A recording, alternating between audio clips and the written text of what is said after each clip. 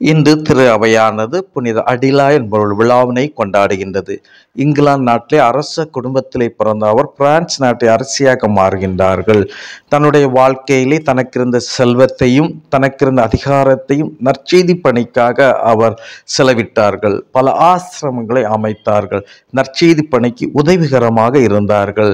இந்த தவக்காலத்திலே நமது செல்வங்களும் நமது அதிகாரமும் என்ன செய்து கொண்டிருக்கின்றதை நாம் உற்று நோக்கின்ற மக்களாக இருப்போம்.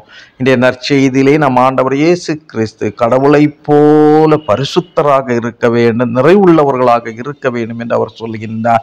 காரணம், அவர் தீயோர் மீது நல்லோர் மீது மலைகளையும் ஒளியும் பொழிகின்றார் என்று சொல்கின்றார்.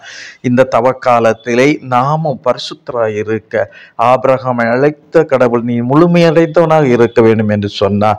மோசேயை அழைத்த கடவுள் உன் மக்களை பரிசுத்தராக்க அவர்கள் அதிசயம் அற்புதம் காண்பார்கள் என்றார்.